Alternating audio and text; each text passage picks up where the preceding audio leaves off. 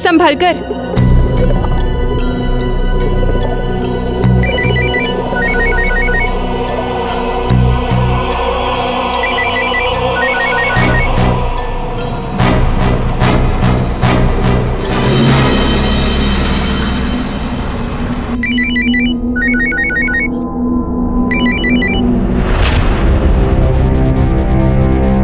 सना phone क्यों cut कर रही है?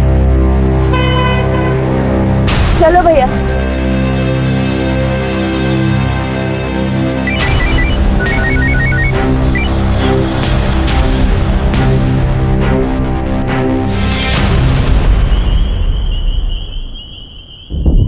साहब, हमारी बड़ी बहू है सना, आज दोपहर को ये बोलकर गई थी कि साथ वाले सुनारे के पास जा रही है, लेकिन तब से उसका कुछ पता नहीं। सर, मैं भी आज शाम से उसको कॉल करने की कोशिश कर रहा था। पहले तो उसने कॉल कट कर दिया, बाद में फ़ोन ही बंद कर दिया।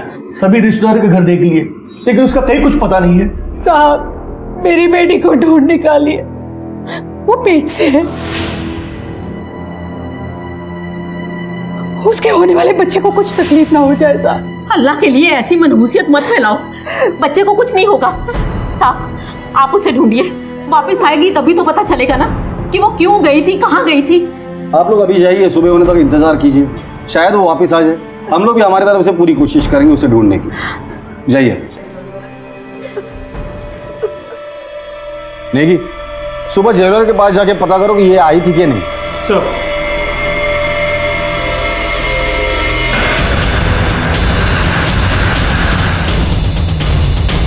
सना जी यहाँ पर नहीं आई सर, और अगर आई होती तो मैं आपको जरूर बताता सर। उनकी फैमिली के साथ मेरा घर जैसा रिलेशन है सर।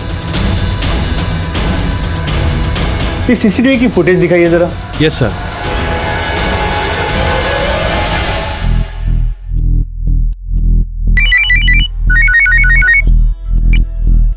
हाँ नेगी, बोलो। सर, मैंने ज्वेलरी शॉप ओनर से बात किया, उसने कहा कि सना यहाँ आई नहीं, और सर वो सच कह रहा है, क्योंकि मैंने इस बात को यहाँ की सीसीटीवी फुटेज से भी वेरीफाई किया। तो उसके घर वालों ने झूठ क्यों बोला? आज दोपहर को ये बोलकर गई थी कि साथ वाले सुनारे के पास जा रही है। सर, बातें काफी उलझी हुई लग रही हैं। नेगी, बातें तो तब उलझती है जब उन्हें झूठ के धागों से बुना जाता है। सना प्रेग्नेंट है और गायब है, और यही बात अपने आप में काफी सवाल पैदा करती है। अब हमें ये पता करना है कि कौन झूठ बोल रहा है, सना के ससुराल वाले या फिर खुद सना। सर, ये भी तो हो सकता है कि रास्ते में सना के साथ कोई एक्सीडेंट या इमरजेंसी हो गई हो और उसे किसी अस्पताल में एडमिट किया हो सकता है। नहीं, आसपास में जितने भी हॉस्पिटल है, रिक्शा स्टैंड है, वहां पता करो। सना के कॉल रिकॉर्ड्स निकालो और उसके मोबाइल की आखिरी लोकेशन क्या थी वो भी पता करो। जी सर, लेकिन अभी ये समझ में नहीं आ रहा सना अपनी ससुराल वालों से झूठ क्यों बोलेगी। अभी तो ये कहना मुश्किल है कि कौन सच बोल रहा है कौन झूठ। सना के माँ बाप से मिलकर पता करते हैं कि उसके साथ ससुराल में क्या हो रहा है। हो सकता है कि वो वाकई किसी मुसीबत में। खुदा के लिए चुप हो जाओ अस्मा, हमारी बच्ची मिल जाएगी, पुलिस ढूंढ रही है उसे। साहब, हमारी बच्ची, कुछ पता चला उसका? साहब, 8 महीने की प्रेग्नेंट है वो। उसी सिलसिले में हमें आपसे बात करनी है। सना की जिंदगी में ऐसा क्या चल रहा था कि वो अपने ससुराल वालों से झूठ बोलकर घर से निकली? साहब, मोम थी मेरी बच्ची, लेकिन फरहान से निकाह के बाद औलाद बनकर उसे बहुत कुछ सहना पड़ा था। निकाह के 4 साल बाद भी जब उसे बच्चा नहीं हुआ ना, तो उसकी सास ने उसका जीना हराम कर रखा था। सना मेरा बच्चा, बिल्कुल फिक्र मत कर, सब ठीक हो जाएगा। हाँ बेटा, तेरे अब्बू अम्मी तेरे साथ है। आसमा बहन, भाई साहब जरा बाहर आइए, मुझे आपसे बात करनी है। सलमा बहन, खुदा के लिए हमारी बेटी पर रहम कीजिए। अरे रहम कीजिए, रहम कीजिए, और कितनी बार रहम करूं? अगर आप अपनी बेटी के लिए रो रही है ना, तो मुझे भी अपने बेटे की फिक्र है। 2 बार पहले ही बच्चा गिर चुका है।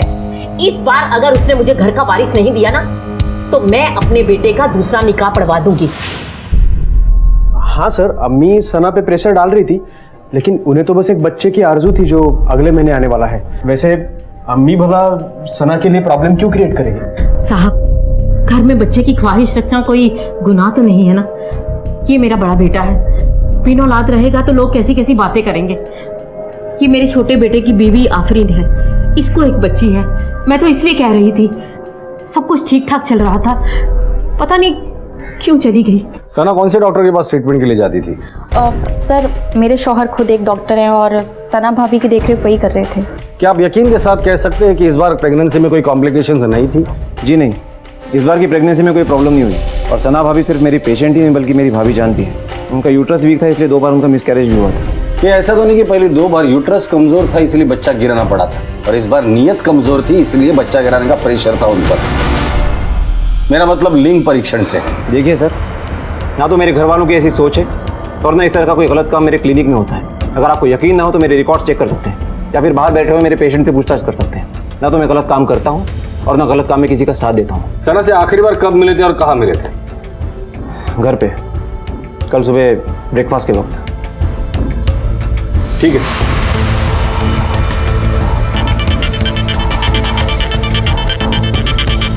हेलो, क्या? मैं आता हूँ।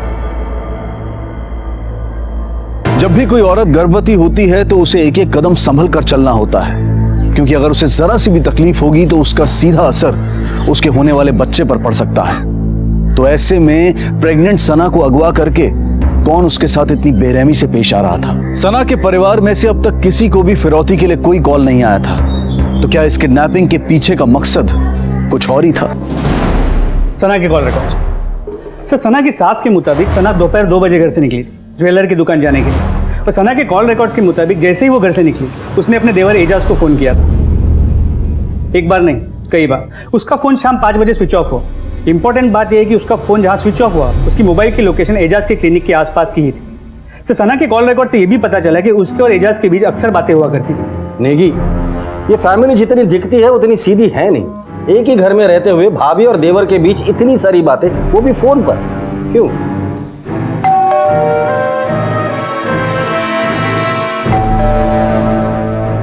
अरे कोई दरवाजे पे आया, तेरा ध्यान ही नहीं है। नमस्ते। नमस्ते। उमा बहन, सना घर में नहीं है, बाद में आना। कब तक आ जाएगी? जैसे आ जाएगी मैं बुला लूंगी। ठीक है जी, नमस्ते। नमस्ते।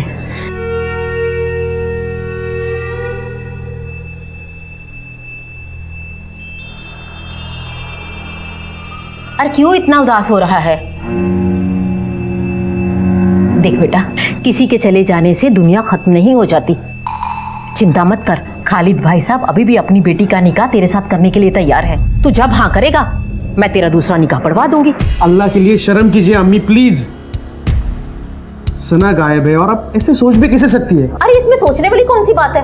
क्या मैं नहीं जानती कि तू सना से खुश नहीं था? और मुझे पता है तू रात रात भर किससे बातें किया करता था। देख बेटा, शौहर के कदम तभी लड़खड़ाते हैं जब उनका बीवियों से मन ऊब जाता है, उनके रिश्तों में खटास आ जाती है, प्यार नहीं रहता। मैं तो कहती है दूसरी शादी कर ले, सना आ जाएगी तो उसे भी रख लेंगे। अम्मी, आपको ना बस अपनी ही पड़ी है। अरे फरहान बेटा, आप लोगों का दिमाग तो ठीक है? यहाँ मेरी बीवी गुम हो गई है और आप है कि नए किस्से बना रहे हैं? बातें वही होती है जहाँ किस्से बनते हैं। बस बहुत हो गया। आप ऐसे सोच कैसे सकते हैं कि मेरा छोटा भाई मेरी ही बीवी के साथ ये ऐसा कुछ करेगा? फरहान, हमें क्या सोचना चाहिए और क्या नहीं सोचना चाहिए वो हम पर छोड़ दो। फिलहाल तुम इतना बता दो, क्या तुम यकीन के साथ कह सकते हो कि सना के पेट में जो बच्चा था वो तुम्हारा ही था? गलती मेरी से ही हुई है। अगर मुझे पहले ही पता होता कि मेरी बीवी गुम होने वाली है और आप ऐसे बेहुदा सवाल करने वाले हैं, तो आपकी तसल्ली के लिए पहले से ही मैं पैटर्निटी टेस्ट करवा के रखता। उस दिन एजाज सर और सना मैडम के बीच किसी बात को लेकर बहुत लड़ाई हुई थी। मैम गुस्से में थी और रोते रोते हॉस्पिटल से अकेले ही निकल गई। ये लड़ाई हुई क्यों थी?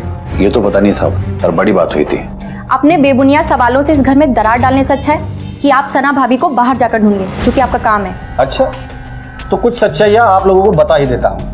मुझे यकीन है आपके शौहर एजाज ने घर में ये बात किसी को बताई नहीं होगी, लेकिन सना ने घर से निकलने से पहले एजाज को कांटेक्ट किया था। और हाँ, सना किसी ज्वेलर के पास नहीं गई थी, बल्कि एजाज के नर्सिंग होम में गई। कॉल रिकॉर्ड के हिसाब से सना के मोबाइल की आखिरी लोकेशन एजाज के नर्सिंग होम के आसपास थी। आफरीन, हम लोग हमारा काम ही कर रहे हैं।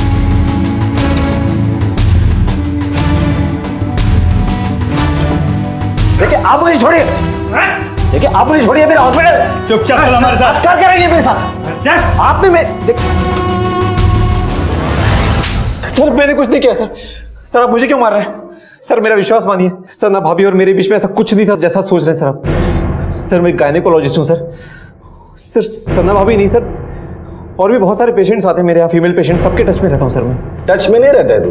आमने सामने रहता है। दीपक,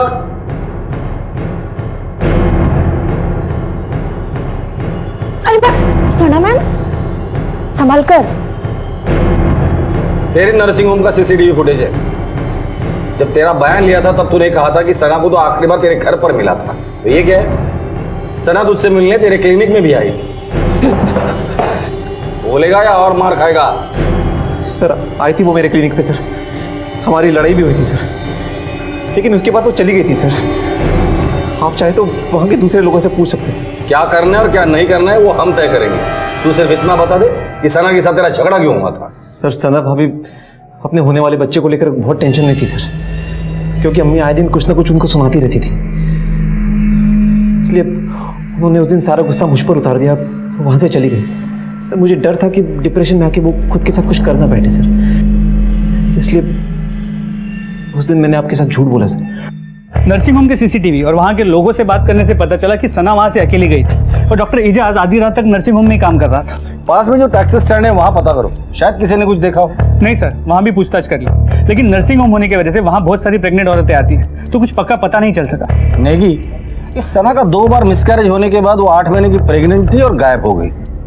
मुझे लगता है इस फैमिली को अच्छे से टटोलना होगा। हमारे सारे सवालों के जवाब वहीं से मिलेंगे हमें। जी सर। हेलो, शर्म नहीं आई? क्या चल रहा था तुम दोनों के बीच बता? अरे अपनी भाभी के साथ तूने। छोड़ इसे। शर्म तो मुझे आ रही है कि मेरी कोख ने इसको जन्म दिया। सच सच बताइए आप, भाभी के और आपके बीच में क्या चल रहा था? अरे मेरे पीठ पीछे ये सब कर रहा था तू? भाई कहलाने लाया कि नहीं है तू? हाथ हटाइए भाईजान। छोड़ो तुम दोनों, जिसकी वजह से तुम दोनों लड़ रहे हो ना, वो तो घर में है नहीं। एक बार उसे घर पे आने दो, मैं क्या हाल करती हूँ उसका।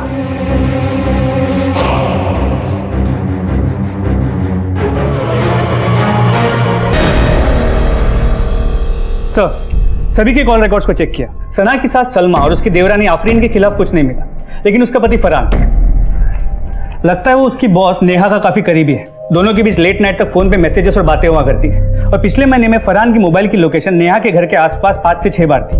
हो सकता है फरहान के अफेयर के बारे में पता चलने के बाद ये सना खुद घर छोड़कर कहीं चली गई होगी, या फिर फरहान को अपने छोटे भाई और सना के नजदीकी के बारे में पता चल गया होगा और इस नेहा के चक्कर में उसने उसे गायब कर दिया होगा। स्टाफ से पूछताछ करो कि फरहान और नेहा के बीच क्या चल रहा था। सर अक्सर फरहान और नेहा मैम ऑफिस आवर्स के बाद कैबिन में बंद रहते थे। हाँ सर, मैंने एक दिन देखा था मैडम अपना केबिन लॉक करना ही भूल गई। मैडम के साथ फरहान सर को बहुत बार देखा है। मैडम तो उसे अपनी कार में पिक करती थी उसके घर से। अब तक की तहकीकात में सना के परिवार से जुड़ी काफी अजीब बातें पुलिस के सामने आई थी। बाहर से पुरसुकून दिखने वाले रिश्तों में अंदर से बेकरारी भरी हुई थी। रिश्तों में आई दरारें साफ दिखाई दे रही थी। पुलिस के शक के दायरे में अब भी परिवार के सभी लोग थे।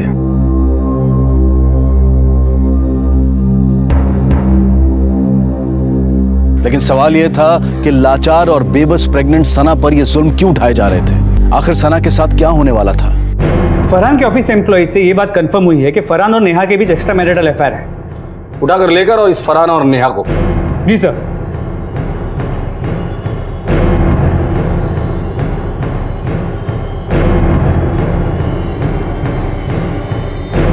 आज हमारी गाड़ी में बैठो।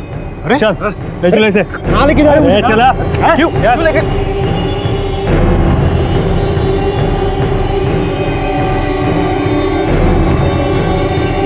अरे क्या बदतमीजी है? Leave my hand. I said leave my hand. कब से चल रहा है ये सब? 6 महीने से हम दोनों अपने अपने फायदे के लिए इस रिलेशनशिप में थे। मुझे पैसे और प्रमोशन की जरूरत थी और नेहा को किसी मर्द का साथ। ये हम दोनों का म्यूचुअल डिसीजन था। हम दोनों को इससे कोई प्रॉब्लम नहीं थी और मैंने उसके साथ कोई जबरदस्ती नहीं की थी। नहीं सर, मैंने नेहा से कभी प्यार नहीं किया। ये जो सब था वो सिर्फ काम के लिए था। मैंने सिर्फ और सिर्फ अपनी बीवी सना से प्यार किया है सर, और हमेशा करता रहूंगा। अगर तुम इसे प्यार कहते हो तो फिर धोखा किसे कहते हैं? ओ प्लीज इंस्पेक्टर, मैंने कोई क्राइम नहीं किया। जो कुछ भी हुआ हम दोनों की रजामंदी से हुआ। उसे जो चाहिए था उसे मिला और मुझे जो चाहिए था मुझे। और हाँ, बाद में मैं उससे प्यार भी करने लगी थी। तो कहीं इस नाजायज रिश्ते को जायज बनाने के लिए तुम दोनों ने ही सना को गायब तो नहीं किया? फर्स्ट ऑफ ऑल मैंने ऐसा कुछ नहीं किया, और secondly it was just a feeling. नहीं सर, सना माँ बनने वाली थी।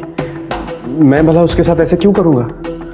मैं बताता हूँ, तुम्हारा नेहा के साथ अफेयर चल रहा था। नेहा एक कामयाब औरत थी और तुम्हें कामयाबी का बुखार चढ़ा हुआ था। दूसरी बात, सना का और तुम्हारे भाई का अफेयर चल रहा था, ये बात तुम्हें शायद पता चल गई होगी और तुमने उसके साथ कुछ किया होगा। चल बता दे, कहाँ गायब किया सना को? यकीन मानिए सर, मुझे नहीं मालूम सना कहाँ पे है। मैं मन ही मन बहुत शर्मिंदा हूँ सर।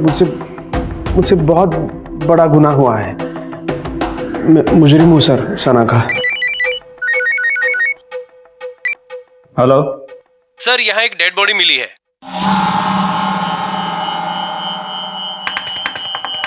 सर क्या?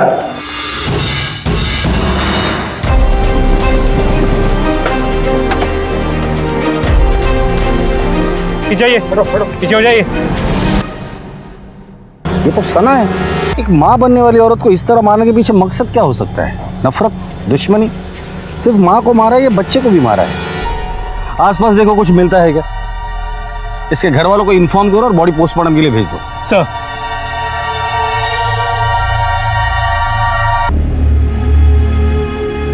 देखा, मैं कहता था ना कुछ नहीं होगा, और डॉक्टर ने भी कह दिया कि कोई कॉम्प्लिकेशन नहीं है। अब तो खुश हो ना? हाँ, मैंने तो उम्मीद ही छोड़ दी थी, लेकिन 12 साल बाद मेरी गोद भरी है। हाँ, ये सब ऊपर वाले की कृपा है। चलो मंदिर चलते हैं, भगवान के आशीर्वाद भी ले लेंगे। सर, सना की पोस्टमार्टम रिपोर्ट आ गई। एक शॉकिंग न्यूज। क्या? इसके मुताबिक सना प्रेग्नेंट नहीं थी। क्या? ऐसे कैसे हो सकता है? एजाज कहाँ है? होगा अपने नर्सिंग होम में। क्यों, क्या हो गया? सना की पोस्टमार्टम रिपोर्ट आई है जिसमें साफ साफ लिखा है कि सना प्रेग्नेंट नहीं थी। ये नामुमकिन है। आपकी रिपोर्ट ही गलत है। ऐसे कैसे बोल सकते हैं आप? सोनोग्राफी की रिपोर्ट है हमारे पास। ये देखिए सोनोग्राफी की रिपोर्ट। मेरा बेटा खुद इलाज कर रहा था उसका। अब क्या जवाब है आपके पास? इसका जवाब हम नहीं, आपका डॉक्टर बेटा देगा।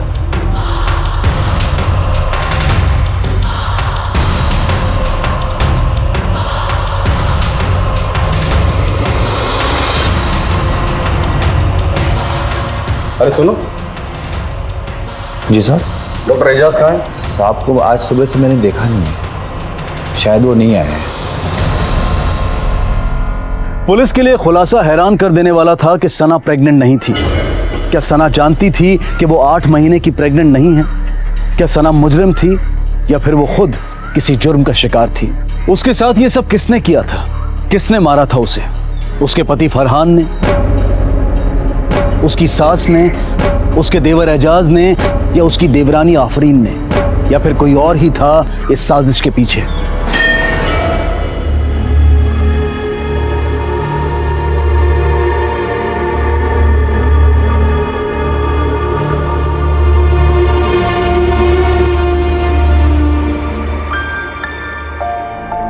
आफरीन, तुम्हें तो पता ही होगा कि एजाज कहाँ है। जी नहीं सर, मुझे नहीं पता। तो तुम्हें यह भी नहीं पता होगा कि सना प्रेग्नेंट नहीं थी। सर, पिछले कुछ दिनों से उन दोनों के बीच कुछ हरकतें तो चल रही थी, और एजाज भी मुझसे कुछ कटे कटे से रहते थे। एजाज, आपका फोन।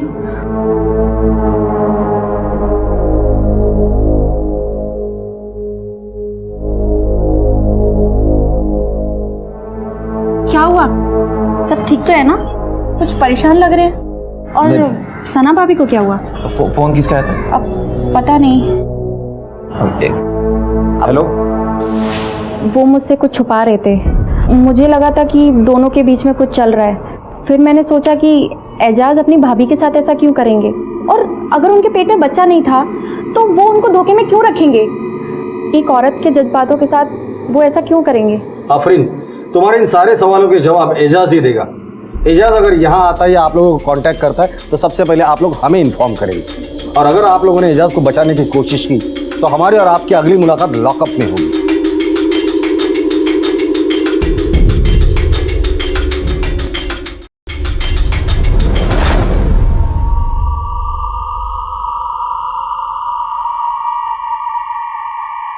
अभी मुझसे चला नहीं जा रहा है जी।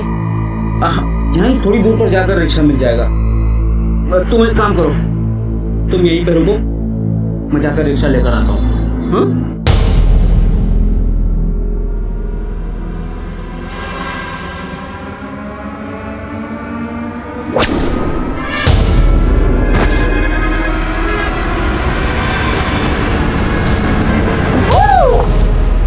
सना और एजाज के बीच उस दिन किस बात को लेकर झगड़ा हुआ होगा? अरे ये एजाज अचानक गायब कहाँ हो गया? नेगी, ये एजाज के नर्सिंग होम में जाकर उसके और पेशेंट के बारे में पता करो।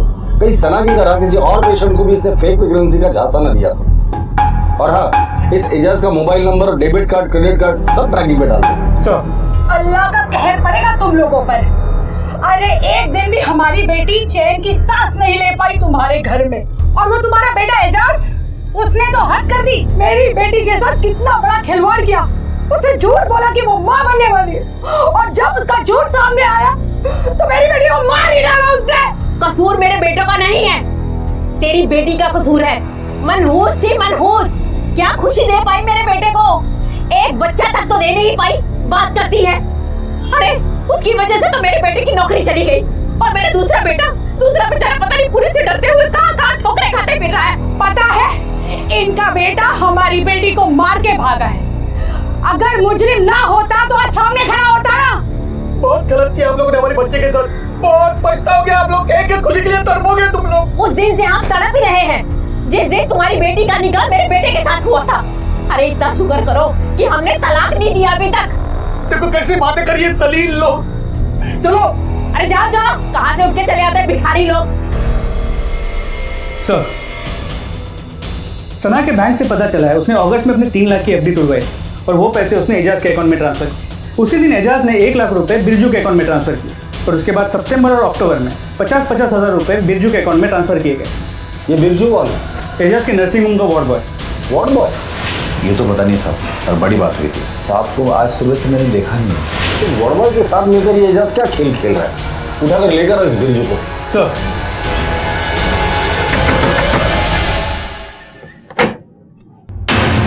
बिरजू। साहब मेरा बच्चा चोरी हो गया। सब कुछ भी कीजिए, मेरा बच्चा ढूंढना है। मैं आपके हाथ जोड़ती हूँ साहब, मेरा बच्चा ला दीजिए। हमें नहीं पता साहब, हमें तो ये भी नहीं पता कि हमारे पति के पास इतना पैसा आया कहाँ से। साहब हमारा बच्चा।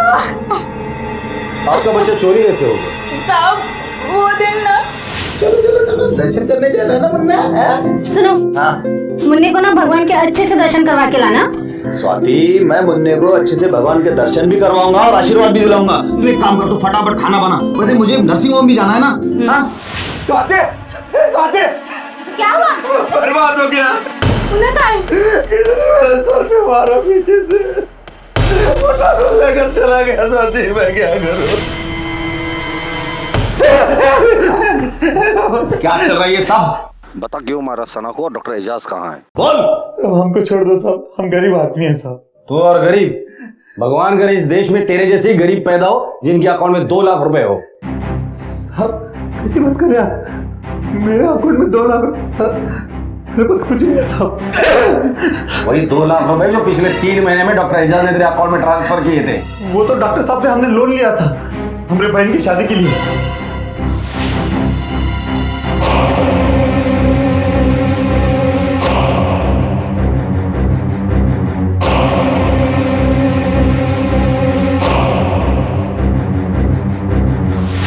हो गई शादी? हाँ साहब हो गई। फिर ये 3 लाख रुपए तेरे पास कहाँ से आए? साहब ये पैसा मेरा नहीं है साहब, हमें नहीं मालूम साहब। ये पैसे हमें तेरे घर से मिले थे। मानो साहब, सब खाते बोलते कि हमारा पैसा नहीं है साहब, ये पैसा हमारा नहीं है। तेरे बच्चे को किसी ने किडनैप नहीं किया था, बल्कि तूने बेचा था। बोल। सर कैसी बात कर रहे हैं सर आप? कोई बाप अपने बेटे को बेचेगा क्या सर? चेतन,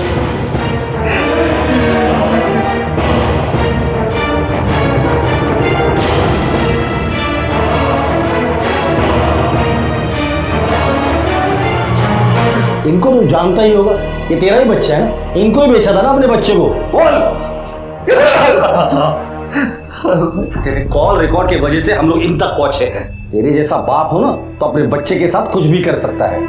और आप लोग भी, आप लोगों ने ये जो कुछ भी किया है ना वो गलत भी है और इलीगल भी है। अब चाहे तो बच्चा अडॉप्ट कर सकती थी। अब तू मुंह खोलेगा? साहब, पैसों के लालच में हमने हमारा बच्चा इनको भेज दिया था, लेकिन ये सब हमारे दिमाग में डॉक्टर एजाज ने भरा था। साहब, डॉक्टर साहब हमसे हमारा बच्चा खरीदना चाहते थे 3 लाख रुपए में। हमारे लिए 3 लाख रुपए बहुत बड़ी रकम थी। हमने सोचा बच्चे का क्या है, बीबी और एक बच्चा पैदा कर लेगी। तभी सब 10 अक्टूबर के करीब ये लोग हमसे मिले। ये लोग हमें 5 लाख रुपए दे रहे थे, तो हमें लगा साहब पैसा ज़्यादा दे रहे थे, तो हमने हमारा बच्चा इनको भेज दिया साहब। डॉक्टर साहब और सना मैडम को मना कर दिया। इस वजह से उन दोनों में काफ़ी झगड़ा भी होता साहब। इस बिरजू के बात पे यकीन करें तो एजाज और सना अपने ही फैमिली के साथ खेल रहे थे। बिरजू के बच्चे को अपना बच्चा बताकर धोखा दे रहे थे। अगर ये दोनों ही प्लान में शामिल थे तो फिर सना को मारा किसने और क्यों?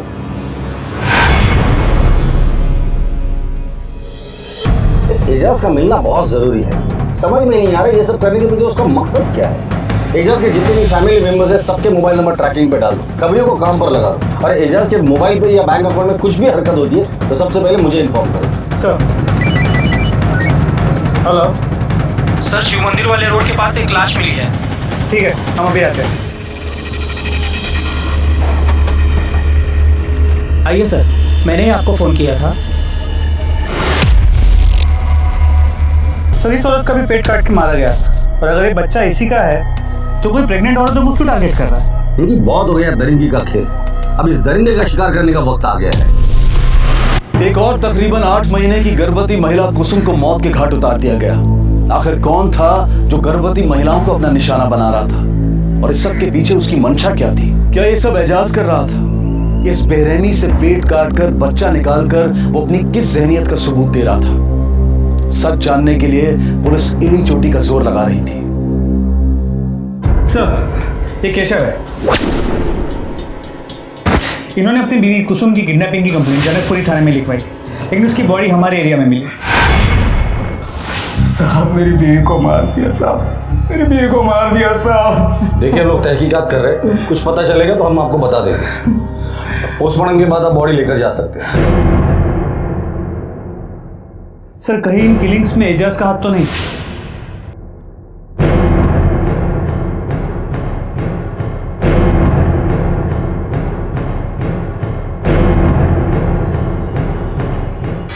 तो 16 अक्टूबर को जनकपुरी के शिव मंदिर एरिया से कुसुम गायब हुई, पर सना एजाज के नर्सिंग होम के यहाँ से अगवा हुई, जो कि चाणक्यपुरी में। दोनों की बॉडीज हमारे एरिया में मिली।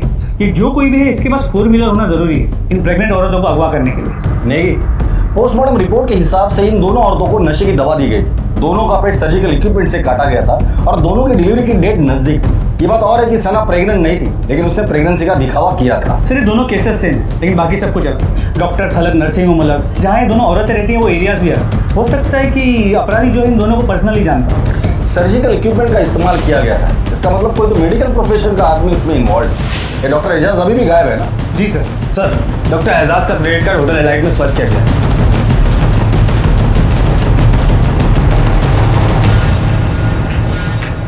ये डॉक्टर एजाज है, ये यहाँ रुका है? जी सर।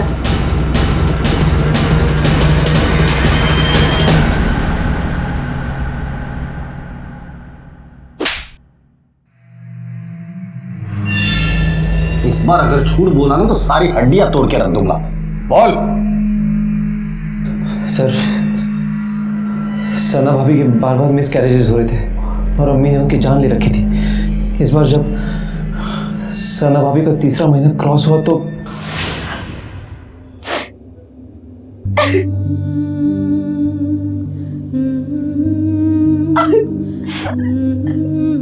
भाभी,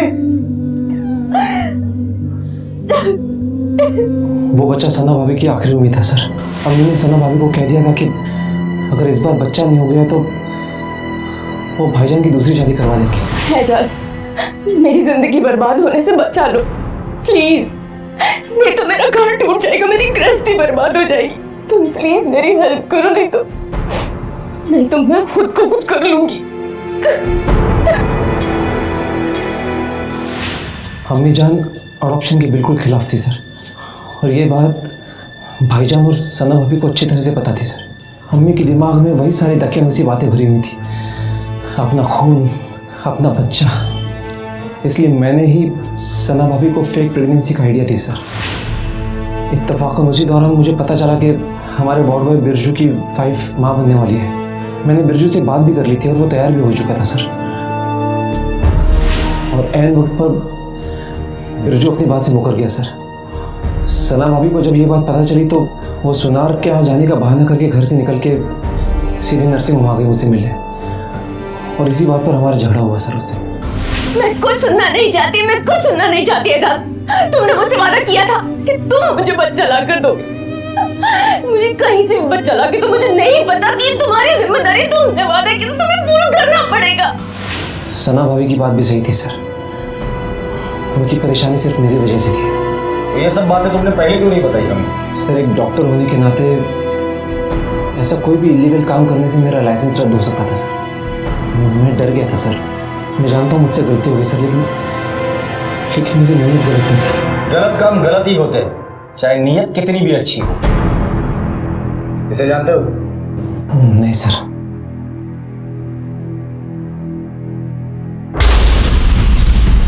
हाँ माँ, मैं बिल्कुल ठीक हूँ, आप चिंता मत करो। मैं भी बस आ रही हूँ, रास्ते में ही हूँ। अगर डॉक्टर एजाज नहीं तो कौन है? नेगी, इन दोनों के सच्चे कड़ियों को हमें जोड़ना है। कुसुम और सना के फैमिली मेंबर से बात करके पता करो वो कौन लोग थे जिन्हें ये पता था कि ये दोनों 8 महीने की प्रेग्नेंट थी और डिलीवरी के नजदीक थी। जी सर। अब तक तो एजाज गायब था और शक की सुई उस पर ही टिकी हुई थी, लेकिन एजाज के मिल जाने के बाद भी पुलिस ये गुत्थी नहीं सुलझा पाई कि सना को किसने मारा और उस दूसरी औरत कुसुम को किसने मारा। पुलिस ने एक मुश्किल लेकिन पुख्ता तरकीब ढूंढ निकाली। ये पता किया गया कि गर्भवती महिलाओं के करीबी और दूर के लोगों में से कितने लोग ये जानते थे कि वो औरतें मां बनने वाली हैं। हर एक नाम को बारीकी से जांचा गया और आखिरकार उनके सामने वो नाम आ ही गया जो इन सब में कॉमन था। सर, इन दोनों केसेस में एक कॉमन नाम सामने आया, उमा देवी। ये इन दोनों के घर पे मालिश और देखभाल का काम करने जाती है। एड्रेस पता कर लिया।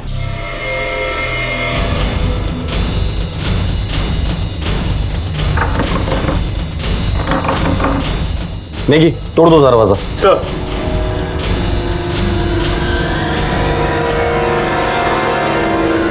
नमस्ते। सना घर में नहीं है, बाद में आना।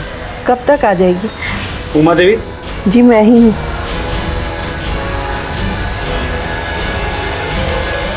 साहब आप कैसी बातें कर रहे हैं? कुसुम और सना मेरी बेटियों जैसे थी, भला मैं उनको क्यों मारूंगी? उमा जी, कुसुम और सना के गायब होने के वक्त से लेकर मौत होने तक आप कहाँ थी?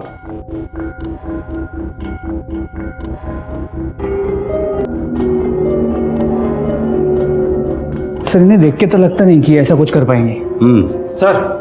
सर एक और केस आया है सेम।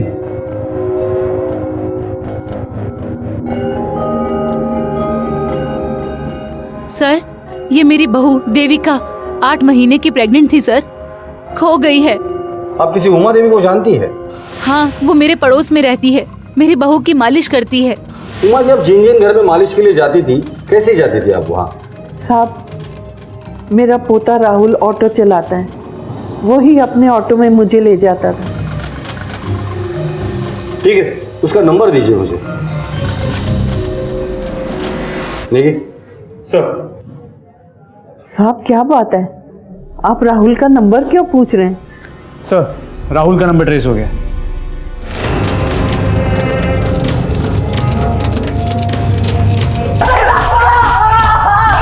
रुक जाओ।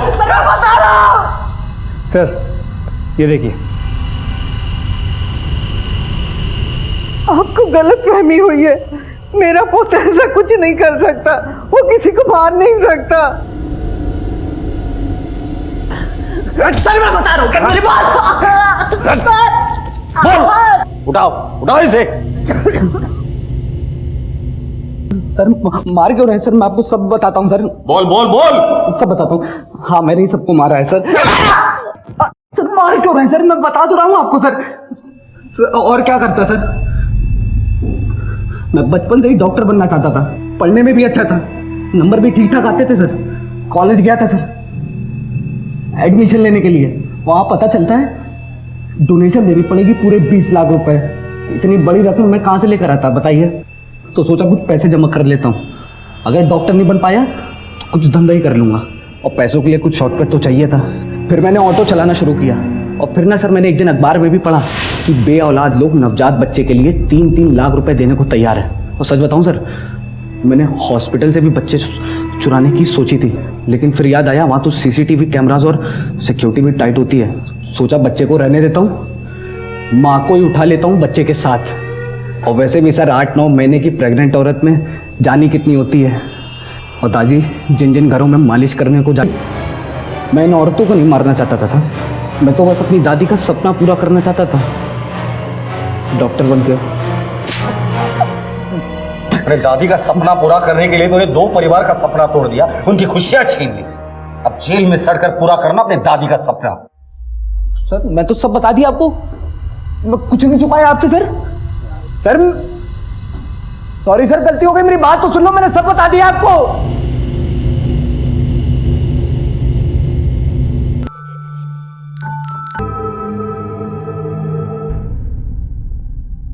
सर हमारी बच्ची सर कभी कभी पार्क में घूमने जाया करती थी, लेकिन आज खो गई। उस वक्त आप कहाँ थे? एक्चुअली वो मैं सर फुर्सत मिले तब ना बच्ची पर ध्यान देगी। क्या बक रहे हो ये? मैं बक रहा हूँ सर, पूछिए इससे कि कहाँ थी ये उस वक्त। कहाँ थी? तुम नहीं जानते मैं कहाँ थी?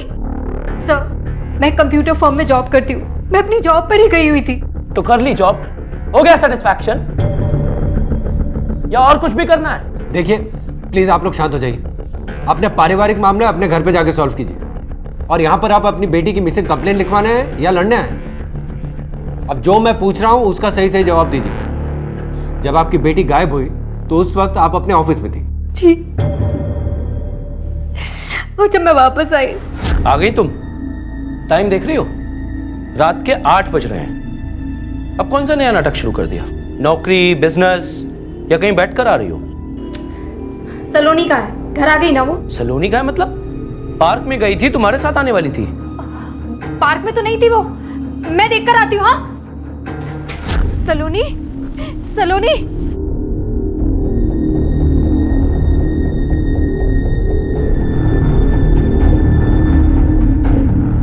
सर ये सब कुछ इसके चलते, इसकी लापरवाही के चलते हुआ है। 1000 बार मना किया था ना मैंने कि जॉब मत करो, घर पर ध्यान दो, बेटी पर ध्यान दो, लेकिन नहीं, तुम्हें तो जॉब करनी है तो भुगतो।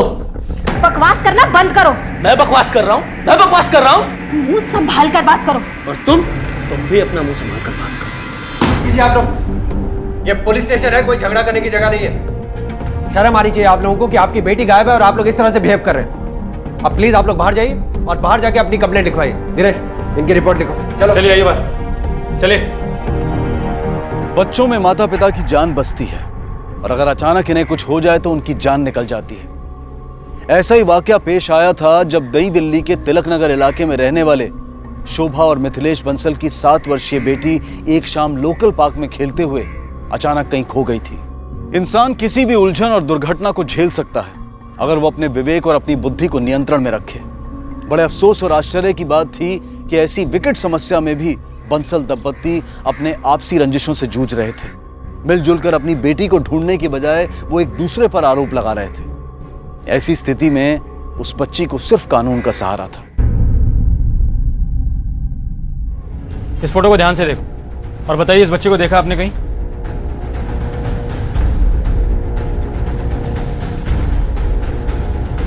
दरवाजा खोलो।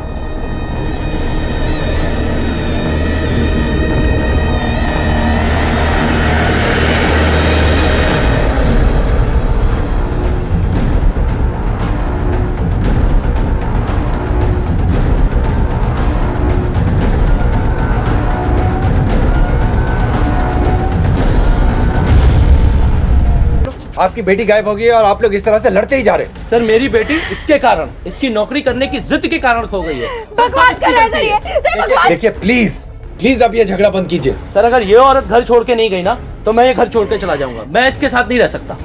देखिए मैं आपको एडवाइस करता हूँ कि जब तक आपकी ये मिसअंडरस्टैंडिंग क्लियर नहीं हो जाती, आप अपने मायके में जाके रह लीजिए।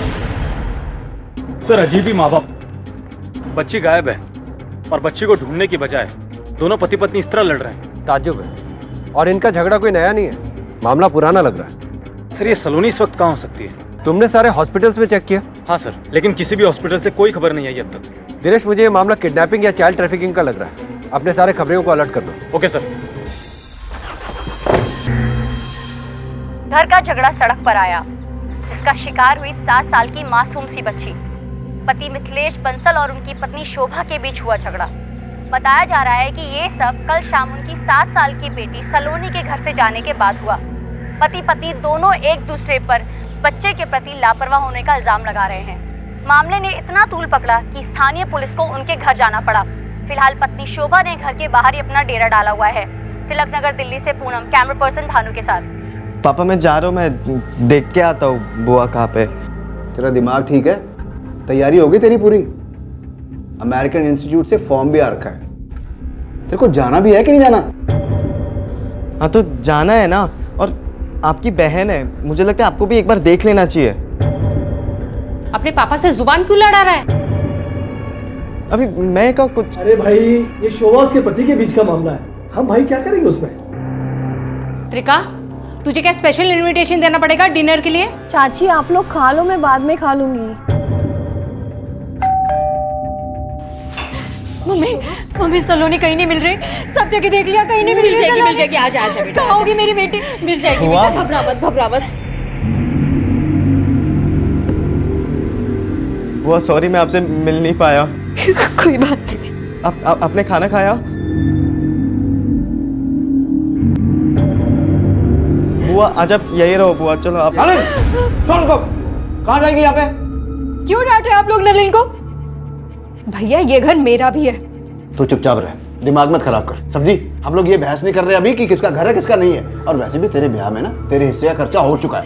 ठीक है, तेरे को कोई प्रॉब्लम हो तो तू कोर्ट जा सकती है। क्यों भाई साहब, गलत तो नहीं बोल रहा मैं? शुभा आप प्लीज शांत हो जाइए। हमने आपकी बेटी की खबर और फोटोग्राफ हर थाने में पहुंचा दी।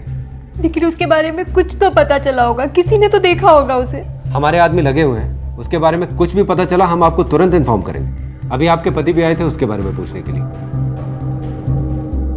मुझे उनके बारे में कोई बात नहीं करनी है।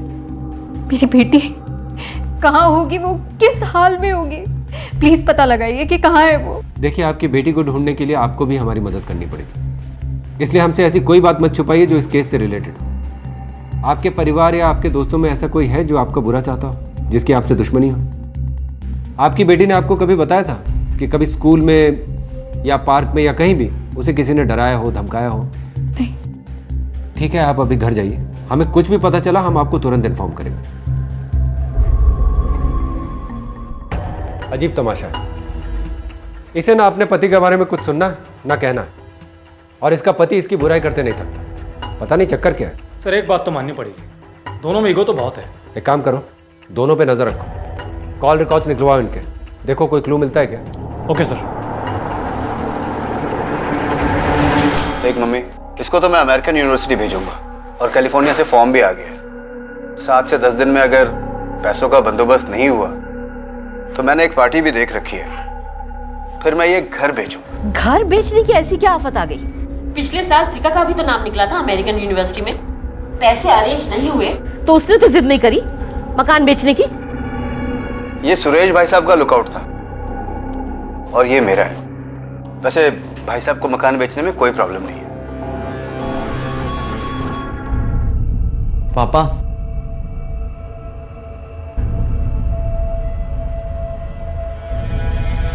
पापा वो आप बुआ को मकान में हिस्सा दे दो ना। ये क्या करे आप? नलिन, और देख मम्मी, अगर शोभा या किसी के कारण इसके एडमिशन में अगर कोई पंगा हुआ ना तो मुझसे बुरा कोई नहीं होगा।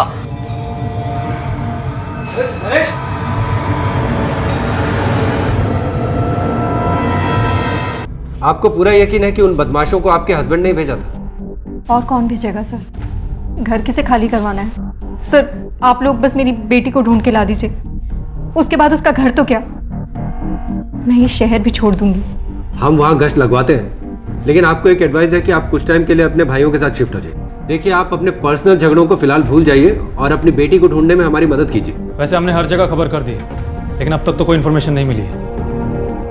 लेकिन सर, वो जो सुबह गुंडे आए, उन लोगों का पता हम लगा लेंगे। आपके पति से भी पूछताछ करेंगे। अच्छा, आपको कोई रैंसम कॉल आया है क्या, या कोई मैसेज? नहीं सर, लेकिन मेरी बेटी को कोई किडनैप क्यों करेगा? सर, मैंने किसी को नहीं भेजा धमकाने के लिए, और भला मैं क्यों भेजूंगा? सर, आज नहीं तो कल वो तो जाना ही वाली थी ना। सर, मैंने डिवोर्स की अर्जी दी है कोर्ट में। सर, मेरी बेटी मेरी जान है सर। सर प्लीज आप उसे बचाइए। सर, वो औरत कुछ भी कर सकती है सर। सर, हो सकता है उसने खुद किराए के गुंडे भेजे हो मुझे फंसाने के लिए। सर, आप थोड़ी देर बाहर बैठिए, मैं आपको बुलाता हूं। सर, ये रहे शोभा और मिथिलेश के कॉल रिकॉर्ड्स। सर, इसमें तो कोई खास बात नहीं है। मैंने दोनों के पुलिस रिकॉर्ड भी चेक किए हैं। मिथिलेश और शोभा क्लीन है, और सर दोनों का कोई क्रिमिनल बैकग्राउंड भी नहीं है। गिरीश, मुझे तो इसमें चाइल्ड ट्रैफिकिंग का एंगल नजर आता। अपने खबरों से पता करो कि यहाँ कोई फिर से गैंग एक्टिव तो नहीं हो गया। 6 महीने पहले वो नेपाल मोतिहारी गैंग यहाँ पर बहुत एक्टिव था। हाँ सर, हफ्ते भर में 4 वारदातें हुई थी, 5 बच्चे गायब हुए थे। पता करो कि सलोनी भी कहीं ऐसे ही गैंग के चपेट में तो नहीं आ गई। Okay sir.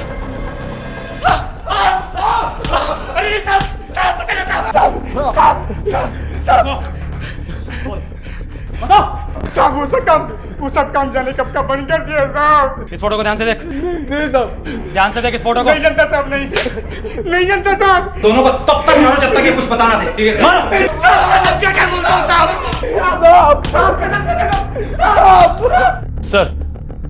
सर, मैंने यहाँ के हिस्ट्री शीटर्स को काफी तोड़ा, लेकिन सलोनी से रिलेटेड उनके पास में कोई भी इंफॉर्मेशन नहीं है। सर, मुझे तो ऐसा लगता है कि ये काम जरूर किसी बाहर वाले ने किया होगा। या ये भी तो हो सकता है कि कोई नया खिलाड़ी है जो किसी और बिजनेस की आड़ में ट्रैफिकिंग कर रहा है, इसलिए अभी तक हमारी नजरों से बचा हुआ है। और हो सकता है कि उसने लड़की को किसी ऐसी जगह बेचा हो जो पुरानी जगह से अलग हो। नई जगह, नए क्लाइंट्स। Yes sir.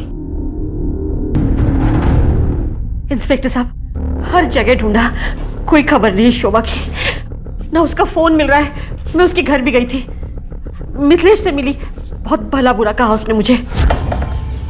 क्या है बेटा, शोभा कहाँ है? अरे मुझे क्या मालूम शोभा कहाँ है? यहाँ बाहर तो कहीं दिखाई नहीं दे रही। कल आई थी वो घर पर। तो मैं क्या करूँ? मिथिलेश बेटा देखो, एक तो वो सलोनी को लेकर इतनी परेशान है, ऊपर से तुम दोनों के झगड़े। देखिए, मुझे आपसे कोई बात नहीं करनी, ठीक है? डिवोर्स पेपर आपके घर पे भिजवा दूंगा, अपनी बेटी से साइन कराकर भेज देना।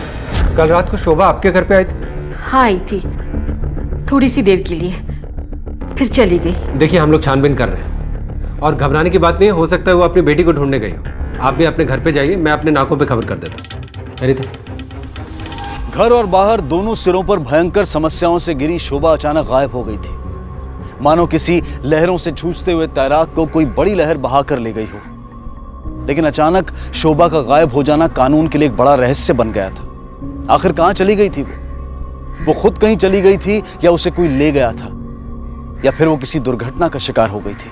शोभा को घर छोड़ने की धमकी मिल रही थी, मायके में भाई चुनौती बने हुए थे, और सबसे दर्दनाक घटना, उसकी इकलौती बेटी लापता और दाम्पत्य जीवन ध्वस्त हो चुका था। कहते हैं डूबते को तिनके का सहारा होता है, लेकिन जिसको तिनका बिना मिले उसके लिए तो लहरों की गर्त में ढूंढना लाजमी है।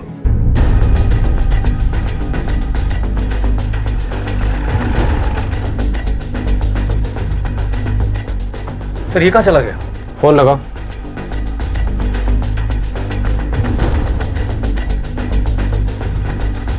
सर, फोन तो आउट ऑफ रीच आ रहा है। दिनेश, पता करो ये कहाँ है। इस आदमी का इस वक्त गायब होना मुझे कुछ ठीक नहीं लग रहा है। पहले इसकी बेटी गायब हुई, फिर इसने अपनी पत्नी को घर से निकाल दिया, और अब खुद गायब हो गया। सर, ये तो गायब है। अब तो इसके बारे में सिर्फ एक ही इंसान बता सकता है। एक बेटी, 2 बेटे हैं आप। बेटे दोनों बड़े हैं। जी हाँ, शोभा मजले से 13 साल छोटी है और बड़े से 18। काम क्या करते हैं आपके बेटे? जी, नरेश प्राइवेट कंपनी में अकाउंटेंट है और सुरेश गारमेंट कंपनी में मैनेजर। बड़े ताज्जुब की बात है, बहन गायब है और इनको पड़ी नहीं है। इनमें से किसी ने भी अभी तक उसकी खोज खबर नहीं की। नहीं, ऐसी तो कोई बात नहीं है। वो तो बहुत चिंतित है उसके लिए, लेकिन पति भी ठीक नहीं मिला आपकी बेटी को। इतना बवाल किया कि टीवी पे आ गया। होशियार लड़की है शोभा, पढ़ने लिखने में अपने भाइयों से भी अच्छी थी। BCA कर रखा है उसने। शादी के बाद भी वो जॉब करना चाहती थी, पर क्या कर रही हो? रेलवे में IT ऑफिसर के लिए जॉब निकली है, उसी का फॉर्म फिल कर रही हूँ। एक बार जॉब लग गई ना तो रेलवे में फ्री टिकट्स। क्यों? किसी चीज की कमी है तुम्हें यहाँ? नहीं तो क्यों करनी है नौकरी? कपड़े, गहने, खाना, ये सब नहीं देता हूं मैं तुम्हें? जॉब सिर्फ पैसों के लिए नहीं की जाती। फिर? वो तो किस लिए की जाती है? नहीं बताओ ना मुझे। ये सब मुझे नहीं चाहिए।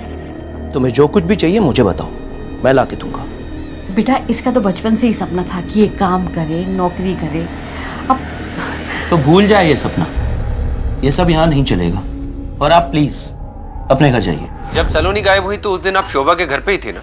जी हाँ, उस दिन मेरी नवासी सलोनी गायब हुई और अब मेरी बेटी शोभा। कुछ समझ में नहीं आ रहा इंस्पेक्टर साहब, क्या हो रहा है? जब शोभा यहाँ आपके पास आई थी तब उसने कुछ कहा था या कुछ हुआ था यहाँ पर? हाँ, उसके भाई नरेश के साथ उसका थोड़ा झगड़ा सा हुआ था प्रॉपर्टी को लेकर। ये कागज है, जरा इस पे दस्तखत कर।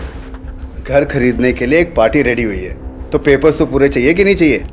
इस पे सिर्फ इतना लिखा है कि तुझे घर बेचने में कोई आपत्ति नहीं। देखो भैया, एक बार मेरी बेटी मिल जाए, मेरी सलोनी मिल जाए, उसके बाद आप जहां बोलोगे वहां मैं साइन करूंगी, लेकिन अभी मैं कोई डिसीजन नहीं ले सकती। क्या बकरी है, कोई डिसीजन नहीं ले सकती? सलोनी मरकब गई होगी कहीं पे, मतलब। मेरी बेटी के लिए ऐसी बात मत करिए। अब तो मैं किसी पेपर पे साइन नहीं करूंगी। आपका और शोभा का झगड़ा हुआ था? नहीं जी, झगड़ा नहीं हुआ था। हाँ, इस घर को बेचने को लेकर थोड़ी सी बहस सी हुई थी, बस। सर वो अपनी बेटी को लेकर परेशान जरूर थी, बाकी सब ठीक था। ऐसा लग रहा है कि अपनी बहन से कुछ खास बनती नहीं थी आप लोगों की। उसे वहीं पड़े रहने दिया उसके पति के घर पे, एक बार भी उसकी मदद करने के लिए नहीं गए, और उसकी बच्ची को ढूंढने की भी कोशिश नहीं की आप लोगों ने। सर जी इस बारे में हमें कुछ मालूम ही नहीं है। आपको नहीं मालूम, पूरी दुनिया को मालूम था, टीवी पर आ रहा था। देखो जी, हम लोग ज्यादा टीवी नहीं देखते, वो घर में पढ़ने वाले बच्चे हैं सर। ठीक है, चलो।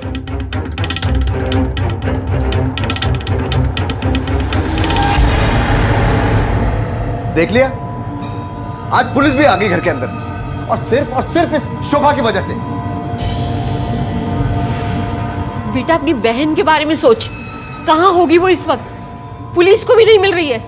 कुछ लोग उसे धमकी देके गए थे कल। मम्मी जी, सबकी अपनी अपनी जिंदगी होती है। अरे हमने शोभा का ब्याह करा दिया, उसके बाल बच्चे हो गए, जिंदगी भर का ठेका ले रखा हमने क्या उसका?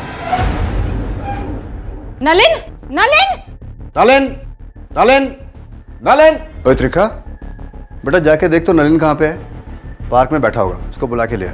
पता नहीं उसने फॉर्म भरा कि नहीं भरा कैलिफोर्निया का। जी चाचा जी, अभी चेंज करके जाती हूँ। ओके। सर मिथिलेश से फोन पे बात हो गई है, वो लुधियाना गया हुआ है। मैंने उसके फोन की लोकेशन भी चेक की है, वहीं की आ रही है, और मैंने उसको पुलिस स्टेशन आने के लिए भी बोल दिया है। ठीक है सर, कहीं नरेश ने तो सलोनी को गायब नहीं करा दिया? पर वो ऐसा क्यों करेगा? सर, कागज पर दस्तखत करवाने के लिए, अपनी माँ पे प्रेशर बनवाने के लिए। पहले उसने अपनी भांजी को अगवा किया और उसके बाद अपनी बहन को। अगर ऐसा हुआ होता तो शोभा ने हमें पहले ही बता दिया होता कि इन सब के पीछे उसके भाई का हाथ हो सकता है। तो सर फिर इसके पीछे मकसद क्या हो सकता है? हो सकता है कि शोभा ने पहले अपनी बेटी को गायब किया हो और फिर खुद को। एक काम करो, शोभा की फोन लोकेशंस की डिटेल्स निकलवाओ। Okay sir.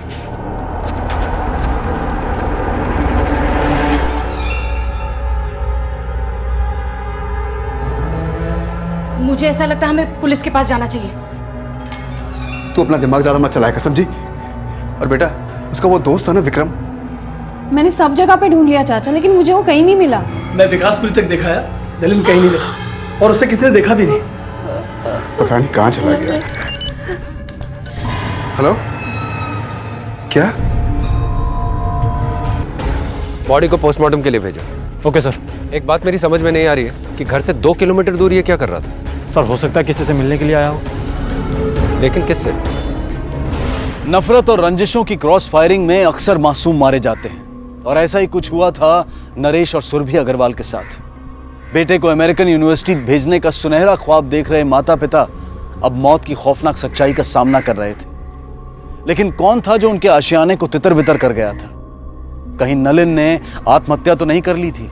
नलिन अपनी बुआ शोभा के काफी क्लोज था, उसकी तकलीफ उसे झकझोर जाती थी। शोभा का गायब होना उसके लिए किसी हादसे से कम नहीं था। क्या चल रहा था उस मासूम के मन में? कौन था जो उसके खूबसूरत भविष्य को इतना विभत्स अंजाम दे गया था। अग्रवाल और बंसल परिवार के बीच होते ये रहस्यमय और हैरत अंगेज हादसे पुलिस के सामने एक चुनौती बनकर आए थे। क्या पुलिस सुलझा पाएगी अपराध की इस एक नहीं बल्कि 3-3 गुत्थियों को? मुझे पता है ये सब किसने किया है। किसने किया ये सब? वही मेरी कमीनी बहन शोभा। लेकिन वो तो खुद गायब है। हाँ तो जानबूझ के गायब हुई होगी, वो ताक में थी। इंस्पेक्टर साहब ये निकला और उसने उसको मरवा दिया। अब मुझे तो लगता है कि वो नलिन से चिड़ी हुई थी। क्या मतलब? साहब नलिन अमेरिका जा रहा था और नरेश मकान बेचना चाहता था उसके खर्चे के लिए, और वो ये नहीं चाहती थी।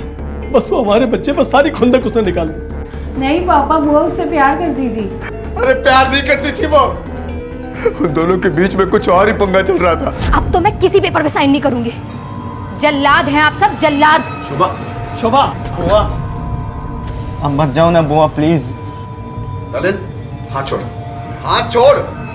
नलिन छोड़ दे मेरा हाथ, जाने दे। शोभा, शोभा सुन मेरी बात। मेरी कमीनी बहन को ना तो अपनी उम्र की शर्म थी न रिश्ते का लिहाज। उस लड़के के कॉल रिकॉर्ड्स के बारे में कुछ पता लगा? सर निकलवाने के लिए बोल दिया। सर नलिन की मौत और शोभा की गुमशुदगी कोई कनेक्शन लगता है क्या आपको? हो भी सकता है, उनके मन का फितूर भी हो सकता है। बुआ और भतीजा आपस में काफी अटैच थे, लेकिन इस बात का कोई और मतलब निकाला जाए पता नहीं। लेकिन उस लड़के का बाप नरेश एक बहुत ही सरफिरा आदमी लग रहा है, अव्वल दर्जे का स्वार्थी। शोभा और सलोनी की कोई खबर? अपने खबरियों से कुछ पता लगा? अभी तक तो कुछ पता नहीं चला है, लेकिन मैंने चाइल्ड ट्रैफिकिंग से जुड़े कुछ पुराने ऑफेंडर्स को थाने बुलाया पूछताछ के लिए। और सर शोभा की लास्ट लोकेशन जहाँ पर उसका फ़ोन एक्टिव था उसके घर के पास का ही दिखा रहा है। हमने पता लगाया है बट कुछ सस्पिशियस नहीं मिला। सर नलिन के कॉल रिकॉर्ड्स में तो कुछ नहीं मिला, लेकिन शोभा के साथ में काफ़ी बातचीत हुई है। नरेश से हमें यह हिंट तो मिली थी कि ये दोनों काफी क्लोज हैं, लेकिन कितने क्लोज? ये तो काफी क्लोज लग रहे हैं। इनके बीच में तो काफी एसएमएस शेयर होते थे। सर इतना क्लोज होने के बाद क्या शोभा नलिन को जान से मार देगी? संभव तो नहीं है दिनेश, पर हो भी सकता है। सर शोभा का फोन जब से बंद हुआ है तब से नलिन के नंबर पर ना तो ज्यादा एसएमएस आए और ना ही ज्यादा कॉल्स, और अननोन नंबर से तो बिल्कुल भी नहीं। सर ये रही नलिन अग्रवाल की पोस्टमार्टम रिपोर्ट। ठीक है तुम जाओ। डेथ ड्यू टू पॉइजनिंग, जहर देने से हत्या, रोडेंटिसाइड, रेड पॉइजन।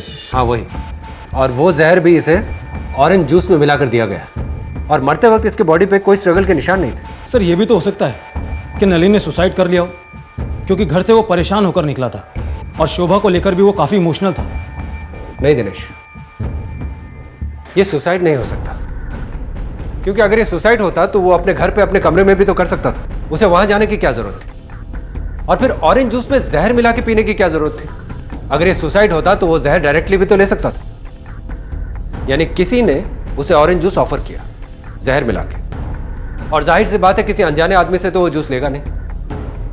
तो फिर कौन हो सकता है? वो भी घर से 2 किलोमीटर दूर। ये नलिन तो अमेरिका जाने वाला था ना? हाँ सर। चलो। आपके घर में चूहे हैं क्या? क्या चूहे? नहीं, चूहा तो नहीं है। आपके बेटे को जहर दे के मारा गया। शोभा ने दिया होगा। पर वो तो आपके बेटे के लापता होने से पहले खुद ही गायब है। तभी तो गायब हो गई होगी, ताकि वो जहर दे दे और किसी को उस पर शक भी ना हो। नलिन की तरफ उसका प्यार सब दिखा हुआ था, जल्दी थी वो उससे। वो जल्दी अमेरिका जाने वाला था और हमारे घर से आज तक कोई विदेश नहीं गया। सुरेश भाई साहब की बेटी त्रिका, पिछले साल उसका भी चांस था, लेकिन वो नहीं जा पाई। क्यों? क्यों नहीं जा पाई वो? पैसे नहीं थे। आप अपनी बेटी को अमेरिका भेजना चाहते थे ना? जी। तो फिर भेजा क्यों नहीं? सर जॉइंट फैमिली है, पैसों की प्रॉब्लम थी। लेकिन जब आपके भतीजे को अमेरिका जाना था तो आपके भाई ने घर बेचने के बारे में सोच लिया। सर ये उनका लुकआउट था। तकलीफ नहीं हुई आपको? मतलब आपके भी तो अरमान होंगे ना कि बेटी को अमेरिका भेजें, वहां पढ़ाई करवाएं, वो तरक्की करे। आप कहना क्या चाहते हैं? यही कि आप अपनी बेटी को अमेरिका भेज नहीं पाए, लेकिन भतीजा जाने लगा, उसके लिए घर बेचा जाने लगा। तो कहीं ईर्ष्या में आके आप क्या बात कर रहे हैं साहब? आप मुझ पे शक कर रहे हैं? सर मैं नलिन को अपनी बेटी की तरह चाहता था। अपनी बेटी त्रिखा और नलिन में कभी कोई फर्क नहीं किया मैंने। ये अलग बात है कि हमारी बहन से नहीं बनती है, पर हम दोनों भाइयों में कोई फर्क नहीं है। हम एक हैं वो अपने बेटे के लिए घर बेचना चाहता था, मैंने उसे सपोर्ट किया। ठीक है,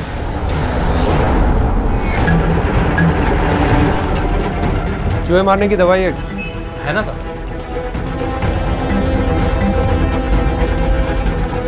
पिछले 3-4 दिनों में ये दवाई यहाँ से कोई लेकर गया? इस कॉलोनी से, इस इलाके से कोई दवा लेकर गया था ये? हाँ साहब, वो परसों।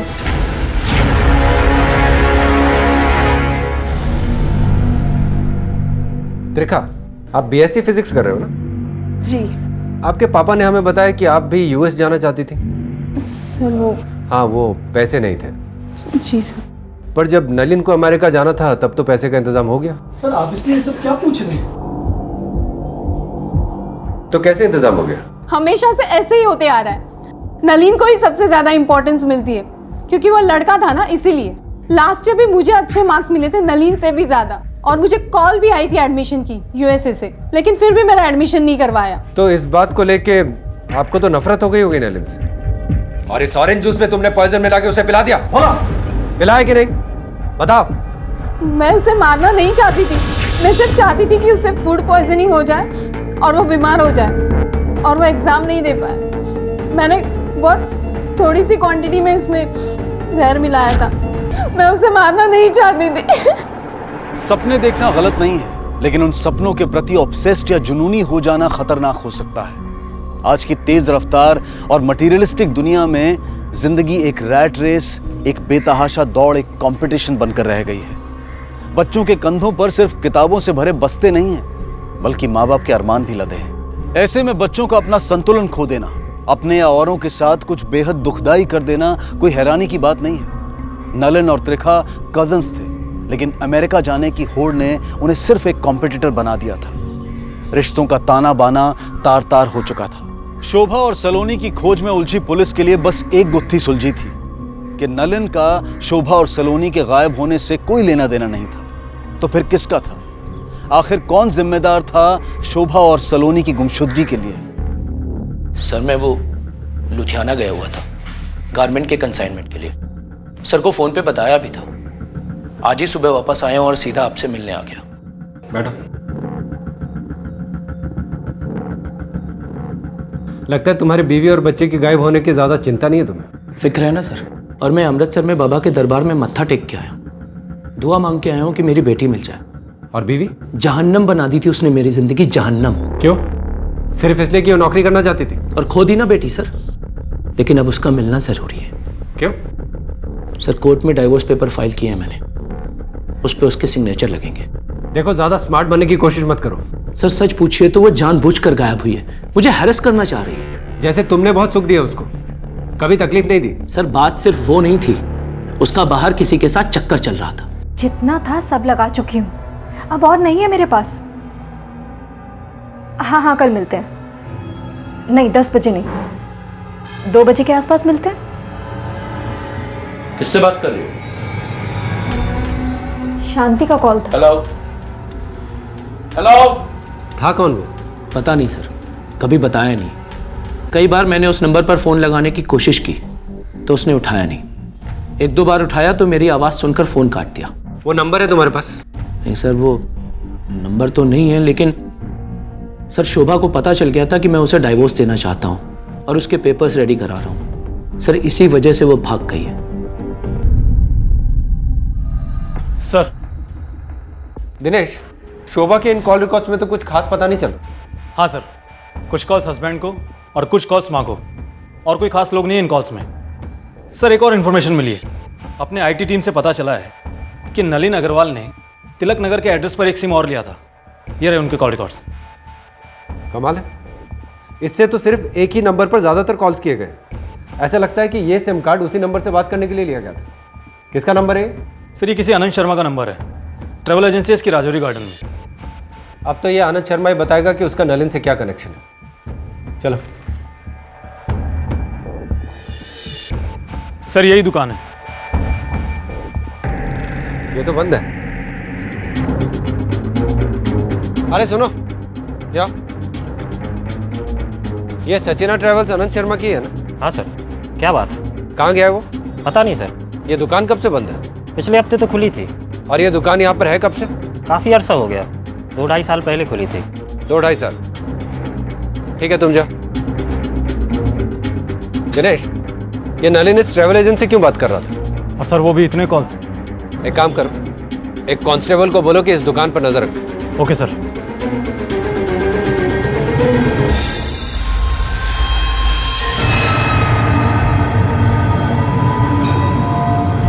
नरेश, नहीं बेचना मकान।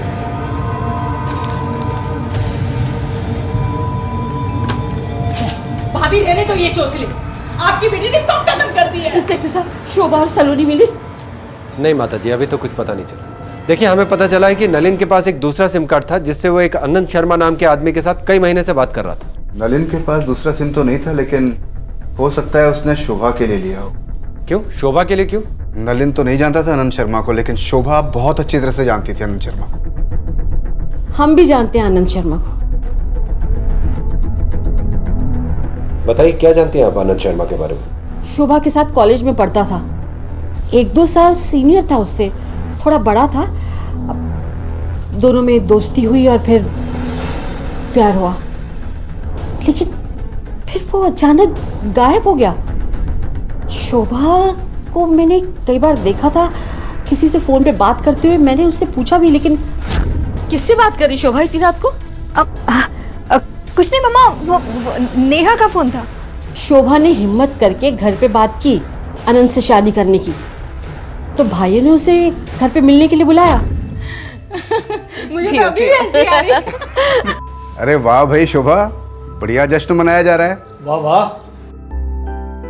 यही तुम्हारे बॉयफ्रेंड हैं?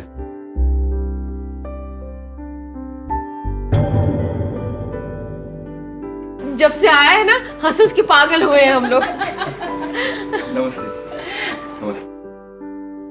अरे वो चॉकलेट वाला जोक बताना ना। रहने दो।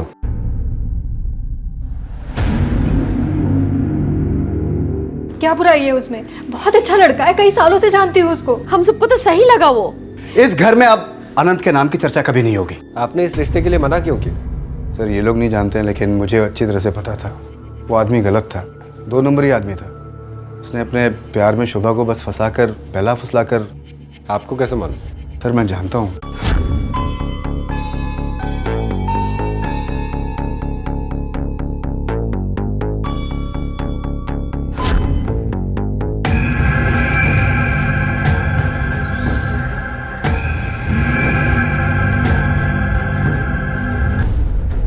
Hello sir. सर, अनंत आ गया। जानता है ना शोभा को? हाँ? शोभा? सर जानता हूँ सर, पर मुझे नहीं पता सर वो कहाँ है। हफ्ते भर पहले मिला था सर, पर आप कहाँ है? हफ्ते भर पहले मिला था या महीने भर पहले? कब बॉयफ्रेंड था ना तू? फिर से उसकी जिंदगी में घुसने की कोशिश कर रहा है? उसकी शादी के बाद मैं तो मुंबई चला गया था सर। 2 साल पहले लौटा तो वो मार्केट में मुलाकात हुई थी सर। मुझे पैसों की जरूरत थी तो मैंने उससे मांग लिए थे सर। बिजनेस के लिए 10 लाख रुपए लिए थे सर, पर बिजनेस में उसका शेयर है सर। मैं उसे शेयर देता हूँ। तेरी ये ट्रैवल एजेंसी उसी के पैसे से खोली है तूने? वो सर, बात यह है कि उसकी अपने पति के साथ बनती नहीं है सर। उनके रिश्तों में काफी टेंशन है और उसके भाई उसे सपोर्ट नहीं करते थे सर। नाटक करना बंद कर और सीधे सीधे बता शोभा कहाँ है? सर, मैं नाटक नहीं कर रहा सर, मुझे सच में नहीं पता वो कहाँ है। सर, कहीं ऐसा तो नहीं कि पुराना प्यार मिल गया हो और शोभा अनंत के साथ भाग गई हो? या फिर यह भी तो हो सकता है कि पुराना प्यार ना मिला हो, इसलिए अनंत ने बदला लेने के लिए शोभा और सलोनी दोनों के साथ कुछ कर दिया। हो सकता है सर। नजर रखो इसमें। Okay sir. हेलो, कहाँ?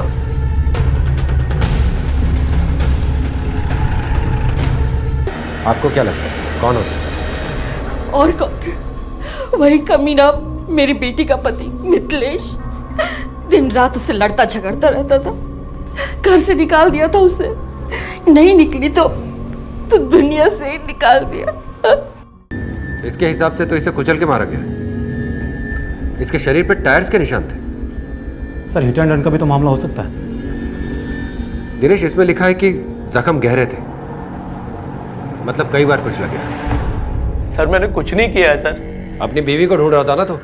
हाँ सर, मैं उसे ढूंढ रहा था, सर मैं डिवोर्स पेपर पे सिर्फ उसके सिग्नेचर कराना चाहता था। कहीं उससे छुटकारा पाने के लिए तूने ही तो नहीं मार दिया उसको? नहीं सर मैं मानता हूँ कि हमारे बीच में थोड़े बहुत झगड़े होते थे। सर मैं उससे अलग होना चाहता था, लेकिन सर मैं उसे मार नहीं सकता। दिनेश, ये मिथिलेश मुझे कुछ ठीक आदमी नहीं लगता। हाँ सर, और आंसू तो बड़ी जल्दी निकल आते हैं इसके। एक काम करो, फिलहाल इसको जाने दो, लेकिन नजर रखो इस पे। इसके फोन को भी सर्वेलेंस पे लगाओ। पता नहीं क्यों मुझे ऐसा लग रहा है कि शोभा के मर्डर और सलोनी के गायब होने में इस मिथिलेश का ही हाथ है। Okay sir. सर मैं बुटीक चलाती हूँ और मिथिलेश से प्यार करती हूँ। तुम्हें पता है ना वो शादीशुदा है? जानती हूँ। वो कब से बोल रहा है कि उसे अपनी बीवी से डिवोर्स चाहिए।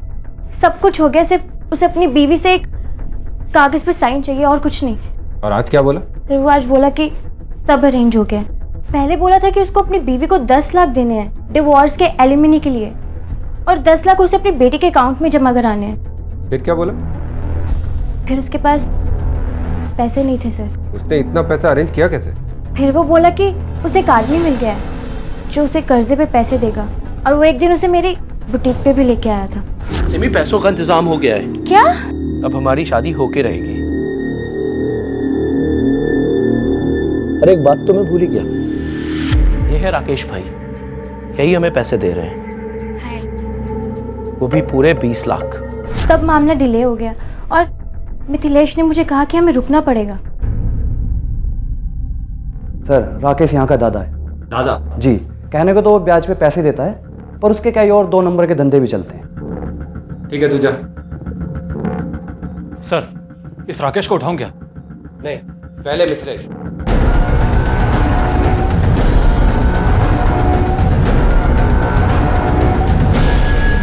चल बैठ जा।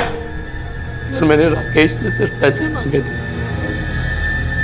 बस पैसे। वो पैसा कहाँ है? सर अभी तक उसने दिए नहीं है। देखा, जब कुछ लिया दिया ही नहीं तो कुत्ते की तरह देख के मैं भागा क्यों? हाँ, मैं डर गया था सर। सर सिमी ने मुझे बता दिया था कि आप लोग उस तक पहुंच गए हो।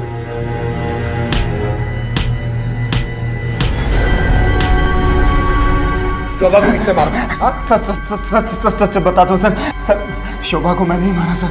मिथिलेश के कहने पे? हाँ सर। आप शोभा बंसल हैं? जी। वो आपकी बेटी मिल गई है। मेरी बेटी मिल गई है? सलोनी मिल गई? कहाँ है वो? वो मेरे घर पे ही है, मेरी बीवी के साथ। मैं आपके घर पे भी गया था, लेकिन आप थी नहीं, इसलिए मैं यही इंतजार कर रहा था आपका। आइए ना, आइए प्लीज।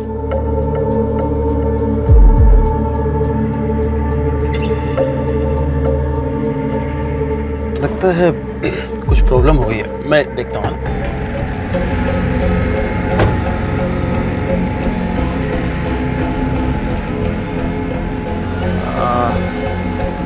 ओहो, ये एक्चुअली बैटरी डाउन है। आप एक काम करेंगे, ये जो वायर है ना, देखिए कार्बन दिख रहा है आपको, ये यहाँ से आप सटा के रखिएगा और मैं ऑन करता हूँ गाड़ी। मैं जी आप कर लेंगे प्लीज। आइए, कुछ नहीं होगा, कुछ शौक नहीं लगेगा, प्लीज कीजिए ना आप। फ्री में कर्जा चुकाया तुमने उसका? सलोनी का? सर वो सलोनी को हमने सर। पैसे तो मैं तुझे दूंगा, मगर एक शर्त पे। तेरा गिर गया था, लेकिन तू एक चीज भूल गया, जुर्म की तो फितरत ही होती है कि वो करने वाले को भी नहीं बख्शता।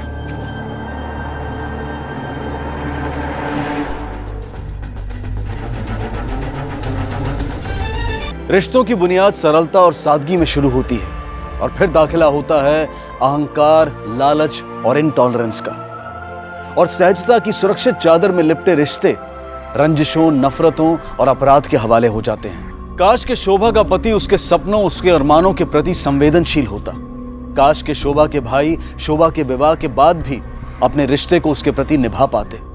काश कि नलिन अमेरिका जाता तो त्रिखा भी जाती। काश कि हम अपने रिश्तों के बारे में सीधा सोचते, आड़ा तिरछा नहीं, तो शायद ये हादसे कभी होते ही नहीं। ये जीवन हवाओं पर तैरती जिंदगियों का मंजर है, रेस में दौड़ते घोड़ों का खेल नहीं। कुछ पाने, कुछ खोने, कुछ अपने, कुछ बेगानों के साथ एक यात्रा है, एक सफर है।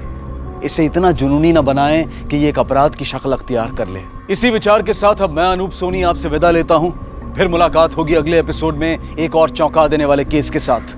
तब तक अपना और अपने परिवार का ख्याल रखें। और देखते रहें क्राइम पेट्रोल डायल 100। सबक एक को सीख हम सबको। जय हिंद। ऐसे और भी मज़ेदार वीडियो के लिए हमारे चैनल को लाइक, शेयर और सब्सक्राइब करें।